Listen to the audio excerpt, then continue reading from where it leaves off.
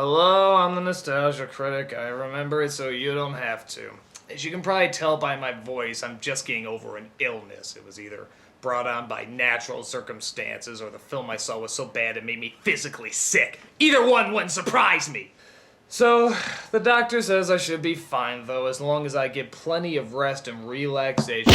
Ow! Oh, don't you know? The cure for anything, anywhere is laughter. Oh, Who are you? I'm Dr. Bitch Spasms, and I'm here to make you laugh. Oh, But I don't want to laugh, I want to get better. well, laughter's the best medicine.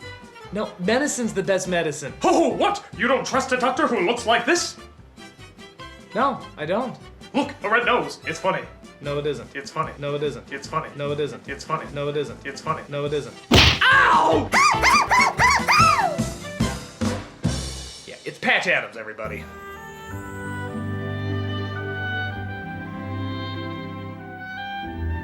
I know what you're thinking. Oh, Nostalgia Critic, you're against new forms of medicine and new techniques. No, I'm not. I'm against a bad Robin Williams movie horribly relaying that new form of medicine and new techniques. I personally don't know if the techniques of the real Hunter Adams work. Maybe they do. Maybe he's a genius. From what I've looked up, he seems pretty legit. But the way they're trying to tell his story is such a cliched, emotionally forced dick fest. It makes me want to kick him in his comedic dangly red balls.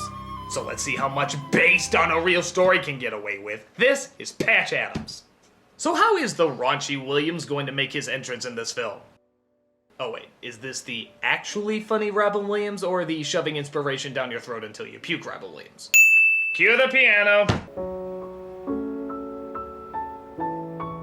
We see Patch checking himself into a mental institution because he's suicidal.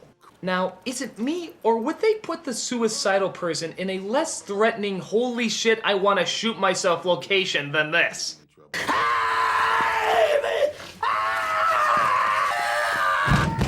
We need help in here! Somebody! Yeah, I'd be afraid of a Fisher King reunion too. I don't know, even for 1969, wouldn't they know not to put a person who's, for the most part, calm and of sound mind in a ward filled with screaming, unstable people? Well, maybe they're not unstable. Maybe they're just misunderstood. Oh, Pat, show us the way. I think he has a question. Do you find that funny, Hunter, making fun of a man's infirmity? Maybe he does have a question. He's alive. He's catatonic. He still has a brain. Maybe he wants to participate too. Maybe Beanie knows a lot more than we give him credit for. Yeah, that's true. Maybe we should treat him like a person instead of just some useless punchline. Beanie, how much taller is Will Chamberlain than you? How do you say hello to Hitler? Who would win a staring contest? Beanie! Who fought it? Beanie! Who likes to masturbate? Our healer, everybody! When he's not done making fun of what's wrong with you, he goes down to the orphanage to mock the kids with no parents. Oh, wait, that's right. Adams is the hero because the big bad establishment doesn't want people laughing. This is most unorthodox. How many fingers do you see? 4. 4? Another idiot. He also befriends a brilliant mind that went crazy a few years ago. But, of course, Patch connects with him. How many do you see? There are 4 fingers, Arthur. No. Look at me. You're focusing on the problem. If you focus on the problem, you can't see the solution. Never focus on the problem. Look at me. Now that's a good point. In fact, most of the time, I don't even want to know what the problem is. I just want to focus on the solution. Nostalgia Critic, there's a... Don't tell me the problem. I only want to focus on the solution. I see a banana. Use a banana. A banana's gonna put out a fire? Yes, it is. But I don't think that... Are you part of the establishment? No. Then use the banana. There, now, you see, you didn't believe the banana will work, and that's why you're on fire. Look beyond the fingers. How many do you see? 8. 8's a good answer. See what no one else sees. See what everyone else chooses not to see. Out of fear, conformity, and laziness. Wow, how inspiring. That's the most original message I've ever heard in a Robin Williams movie since Good Morning Vietnam, Dead Poets Society, Fisher King Jack, Good Will Hunting, Being Human, Jacob the Liar, Flubber, Bicentennial Man, and Man of the Year. But I'm sure this Robin Williams movie has a totally different spin on it. So he sees that by acting goofy with the patients, he can bring himself to their level and help cure their fears. So he decides he wants to leave and help people. I'm leaving. I want to learn about people. I want to help them with their troubles. That's what I do. But you suck at it. Most unorthodox. I want to listen. I want to really listen to people. Wonderful! I'm sure you'll be a wonderful psychiatrist or medical doctor. I guess they're practically the same thing. So he finds the best spot to inspiringly rebel as he meets up with his new roommate. I don't mean to be rude, but aren't you a little old to be starting medical school? Patch Adams. Mitch Roman, Georgetown University. I was awarded the William F. Thompson Scientific Achievement Award. I once drew a picture of a rabbit that got me 2 gold stars. I hope you in no way emotionally change me by the end of this film. But there's even more of the evil establishment to battle. Like the evil doctor who tries to teach everybody to never get emotionally involved with their patients. He trusts you the way a child trusts. He trusts you to do no harm. I'm sure she's not the love interest. Human beings are not worthy of trust. It is our mission here to rigorously and ruthlessly train the humanity out of you and make you into something better. We're gonna make doctors out of you. Mercy is for the weak. Here, on the street, in competition. A man confronts you, he's the enemy. An enemy deserves no mercy. So Patch tries to make a move on the obvious love interest, but sadly, like most of the people in this movie, her dialogue is nothing but a walking character introduction for the trailer. Lesbian, ballbuster, airhead, leech, whichever one of these disgust you the most, take your pick. Please, pass the word. I'm not here to date. I am not here to flirt. I'm here to study. Okay, remember in my Haunting review how I said the 90s had a certain way of writing homosexuals? Well, they had a certain way of writing women, too. Women in the media for so long were always the emotional support, the damsels, the smiling pretty faces. So in the 90s, there was a desperate need to change that. Oh, not by making them a pretty, fuck, we wouldn't do that. But we suddenly made them cold, bitter, confrontational, and overly strong. To go out of their way to show that they're not those old emotional stereotypes, and instead make way for new emotional stereotypes. For you see, in every 90s film, the woman behind this strong, independent wall that won't let anybody in is a sad little bunny rabbit that will eventually let down her defenses and reveal a tragic backstory. So you see, she wasn't a strong, confident worker just because she was a strong, confident worker. Deep down, she just wants to be held like any other fragile woman. Oh, I don't want to think, I just want to be loved! So Patch wants to lower her defenses and get through to her insecurity, even though he's clearly the king of masking insecurity himself. But we don't want to lower his defenses because he makes us laugh. And that excuses everything in this movie. And I'm not kidding. Look at his rationale of acting like a jackass in medical school. The goal will be to break through program response by changing normal parameters and getting a new emotional response from the person. Hello. Hi. I don't get it. Hi is a programmed response. I reached her. You scared her. No. Wait. Wait for it. Oh, you're nuts. A smile. Oh yeah, that's a rational response and not some contrived screenwriting device. Ow! Oh, you see? I connected with you. No you did, you hit me in the face! Wait for it.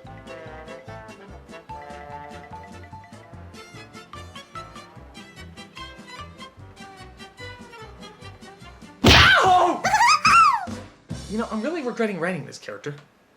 So, for whatever reason, we get a weird segue where Patch and his friends convince a guy that they're part of a meat packaging convention. Yeah, you heard right, a meat packaging convention. You know, in New Zealand, they found a whole new use for sheep. What's that? Wool. Oh yeah, I can clearly see that this movie is going to represent people in an accurate and realistic manner. No stereotypes or manipulative portrayals here. This movie's like watching real life. Because I'm proud of my meat, and I know you're proud of your meat. Whip it, zip it, and send it out. Alright, so we spent 3 damn minutes in this place just to realize, what? That if he wears a doctor's coat, he can fool people into thinking he's a 3-year student. Okay, movie, did you just make a bet that you could somehow work a meat packaging convention scene in there somehow? Here we have a juvenile onset diabetic with poor circulation and diabetic neuropathy. As you can see, these are diabetic ulcers with lymphedema and evidence of gangrene. Consider antibiotics, possibly amputation. What's her name? Name? I was just wondering the patient's name. Marjorie. Hi, Marjorie. Alright, are you telling me that years and years of medical research and we never put together until the early 70s that there's a difference between not being emotionally evolved and not being a dick? Who would talk that way in front of a patient, even back then? It's called bedside manner. That existed before Patch Adams. I mean, this kind of misrepresentation is just giving him all the more reason to do stupid things like... Oh, I was in a mental ward. Can you tell?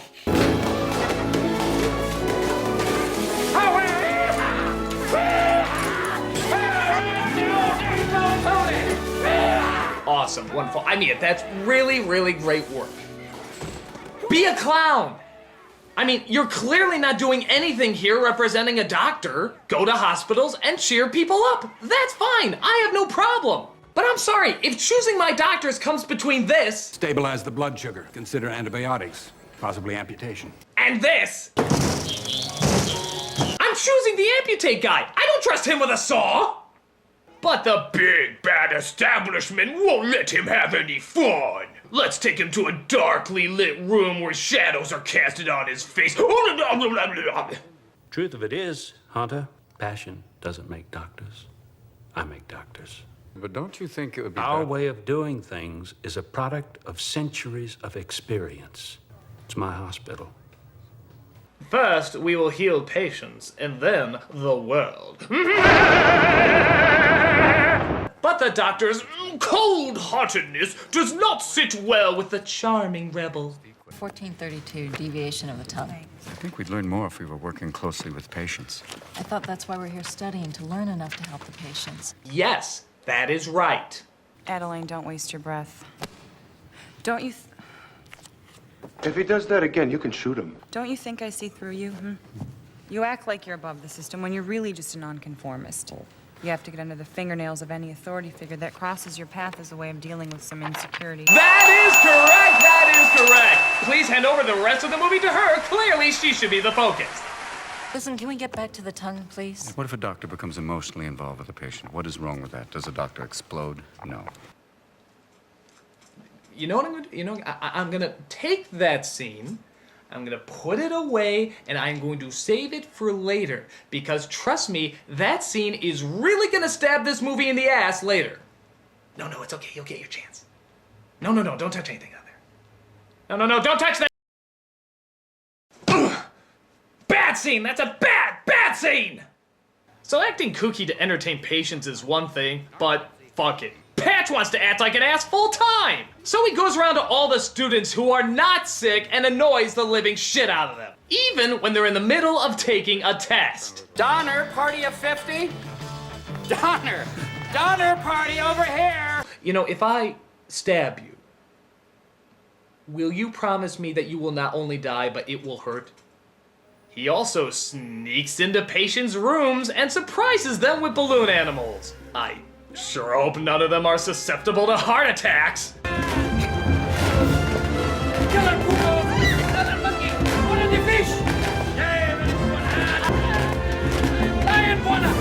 Oh, and thank God sleep isn't important to any of the other patients in this ward. It's not like they put them in those beds overnight to get rest. No. It's to watch people have mental breakdowns with balloon animal safaris. This is my way of telling you you have cancer! What about you, dear? What's your fantasy? I've always wanted to be in a swimming pool full of noodles, wall to wall and top to bottom. An entire pool full of noodles. Look up Japanese porn. I'm sure you'll find something. But get ready to get pissed off even more. He's actually one of the highest testing students in the school. Yeah, what the hell? We've never seen him study in this film or do anything resembling schoolwork, or hell, even doctor work. All he does is act like he's from a mental ward. Oh, wait, he was from a mental ward! You told Wolcott I cheated. Look, cut the crap, Hunter. I live with you. I know how much you study, or I should say don't study. And you do better than me. Give me a break. Okay, this is a good point. Why don't we see him study? In Amadeus, they at least point out that he was raised from childhood to be obsessed with music. That's how he can remember things so well. But nothing here ever gives us a clue as to why he never studies and yet gets good grades. For all we know, he could be cheating. They never give us another explanation. But apparently the teacher trusts him enough to handle the welcoming committee for a group of visiting gynecologists. This year, I have chosen Adams. Hunter, there's a detailed list of instructions in my office. Oh, and the auditorium could use a good cleaning. Yeah. Tell me, Professor, how did you come to that brilliant logical conclusion? I'm sure absolutely nothing will go wrong and no comedic possibilities will come from this. Whoa! Welcome, cold-handed ones. Zach Morris! It's an honor to greet/welcome so many who have touched so many women in such a powerful way. The orthodox levels on this are most So finally, and I mean finally, he gets himself expelled. God, I can't imagine why. Kindly remove your things and vacate the school premises as soon as possible. What for? For asking a group of doctors to have a sense of humor about themselves? No, that wasn't asking, that was forcing. As a comedian, you should know the difference. Bad clown! Why am I such a threat to you, sir? Because what you want is for us to get down there on the same level as our patients. We are not on the same level as them. We are healthy! So he goes to the dean of medicine and like a doofus, he actually lets him back in. That's good. It means he can have an emotional death scene with one of the patients.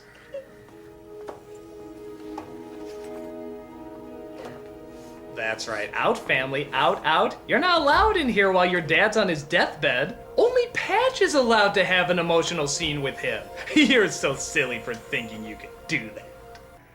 Do I see bluebirds singing a song?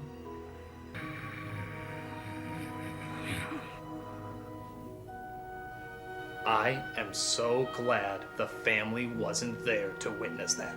I mean, shaking the head and then thumping it against the pillow. No child should ever have to see such a horrible performance. So seeing this somehow gets him thinking about how many people don't have health insurance. So he starts his own hospital in a house to practice medicine without a license and starts seeing patients for free. Okay, nice thought, but get your fucking license! I mean, good God, that's horrible! That's almost as bad as stealing from a hospital! I've been trying to warn you guys about this for weeks, and now we have absolutely zero supplies. I need your feet. Hurry, please. It's crushing me. Quiet, you're a corpse. Shut up! Ow! Movie, did you even say this part out loud? Your hero is stealing from a hospital?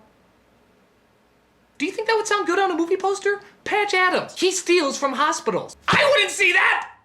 No, Wolcott found out about our borrowed supplies. No, borrowing implies you asked, asshole. They also decide they don't need any past history on any of these patients, so scary people like this are allowed in. I thought maybe I would get some, maybe I'd talk to somebody because my thoughts. Remember this scene also. We'll get to you. But first, let's bring up that inevitable tragic backstory we were talking about earlier. My entire life, men have been attracted to me.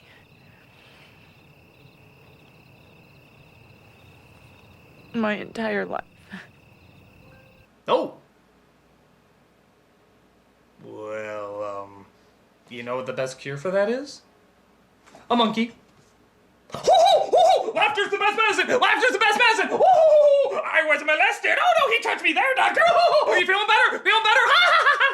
When I was a little girl, I would look out my bedroom window at the caterpillars and turn into these beautiful creatures that could fly away completely untouched. So as you'd imagine, she finally gives in to Patch's charm, discovering that she can trust not only people, but men again. Just at the time when the crazy man from before claims he needs help from her. Come in. I really can't stay very long. I just wanted to see how you were doing. And we don't want to be late.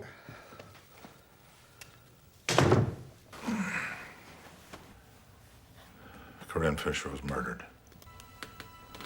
She was with Larwood Silver. There's a shotgun involved, and he turned the gun on himself. Whoa! Holy smokes, she died in real life? That's horrible. God, can I even make a joke about that? I mean, a woman was murdered. That'd probably be in bad taste, right? I mean, I feel so bad about what I said earlier. I don't know what I can or can't get away with now. This is really sensitive territory. Holy shit. I gotta do more research on this. I gotta find out all the details. God, maybe she was molested. Maybe she did go through all that horrible stuff. Or maybe she was a man who was not romantically interested in Patch at all. In fact, the female character was a complete work of fiction in this movie.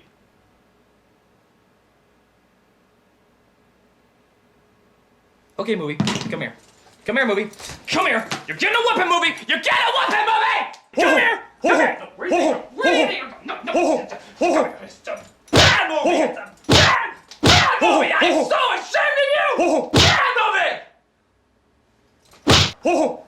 Okay, all bets are off. If this movie can't even represent a dead person by getting his gender right, not making up a false romance, and a child molesting story, all of it fabricated, I'm sorry, I've worked my way up to this joke. Remember that scene I brought up earlier? What if a doctor becomes emotionally involved with a patient? What is wrong with that? Does a doctor explode? Well, if you count bullets blowing up the head of your fictional dead girlfriend, yes! Yes, they fucking do! I mean, I know a person really was murdered in real life, but it wasn't the same way, it wasn't the same time, and it wasn't even the same gender as they're saying here. And what is so strange about this is that it totally proves why the method they're so poorly trying to convey to us wouldn't work. People do make bad choices when they're emotional, and bad things do happen. Again, the real teachings of the real Hunter Adams are much smarter than this. And by trying to simplify it to such a disgusting, fictionalized degree is absolutely horrible. Let me tell you something, movie. Maybe you should have been emotionally invested when you were representing the life of a man, his theories, his friends, his real-life practices, and his actual hard work. Fuck you! So after getting torn up about his never-existing girlfriend being killed, he once again contemplates suicide. But get a load of this. A butterfly flies up to him. Oh, could it be his dead girlfriend?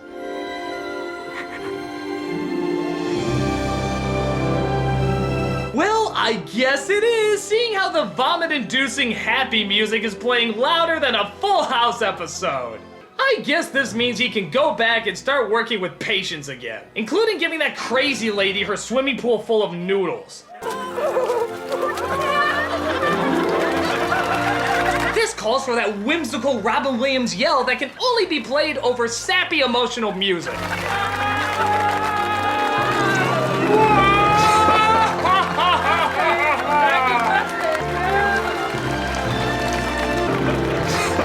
My story arc is complete. I'm supposed to give you this. But the big bad establishment wants to shut him down again! Didn't we just go through this scene? There are standards and codes. You make the patients and everyone else around you uncomfortable. I make you uncomfortable. Let me make this clear. You have orthodox, unorthodox, and then most unorthodox! You're here! This, of course, leads to a courtroom scene where Patch makes, what, his 10th big emotional speech? Did you consider the ramifications of your actions? What if one of your patients had died? What's wrong with death, sir? Did a man who wants to save lives really just say that? Why can't we treat death with a certain amount of humanity and dignity and decency and, God forbid, maybe even humor? I know I had a good laugh when my non-existent girlfriend croaked. He keeps making his speech, and I swear to God, he uses all these cliched lines. As God is my witness. As God is my witness. Then I'm guilty as charged. Then I am guilty as charged. I've lost everything, but also gained everything. I've lost everything, but I've also gained everything. You can't control my spirit. You can't control my spirit. And the best damn doctor the world has ever seen. The best damn doctor the world has ever seen. Oh wait, you forgot, you complete me and love me's never having to say you're sorry. And I know what you're thinking. Could this possibly get any more ridiculously sappy? Well, not only do all the sick kids come in at the end, kind of weird they weren't there at the beginning, but they all wait until they get inside to put on their big red noses.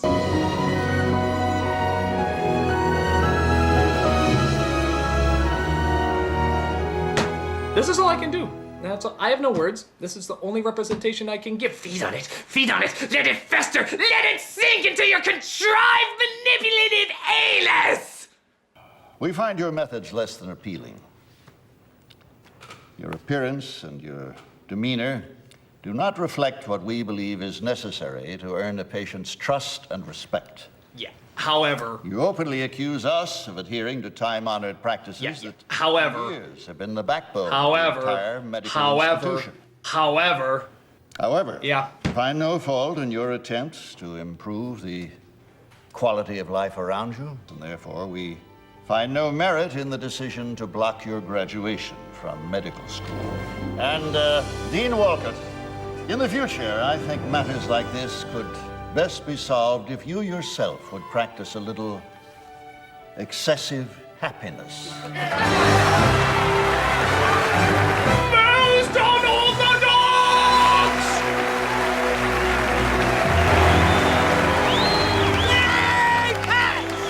Well, I'm happy to see you finally decided to conform. More than you know, sir. Dr. Adams, everybody. He'll see you on your deathbed, which remember, he doesn't see as a big deal.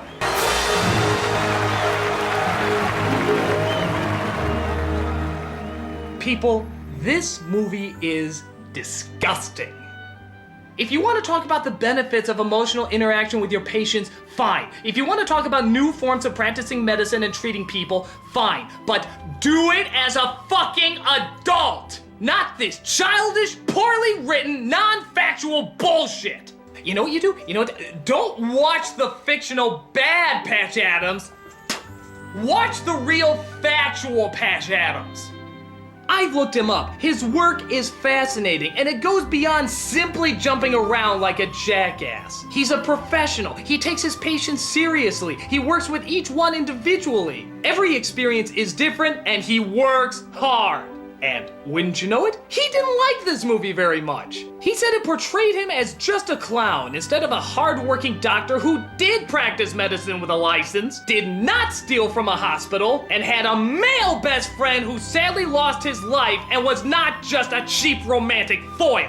When you've had a fairly simple film made of your life by a person a foot shorter than you, people still feel they have a sense that they know you. Look the guy up. Donate to his hospital if you want. Just don't believe anything in this shit. Fuck, shit, fuck. Oh, you conformists! Don't you know that the answer to anything is... Don't worry, he's not a reoccurring character. I'm the Nostalgia Critic. I remember it, so you don't have to. Oh!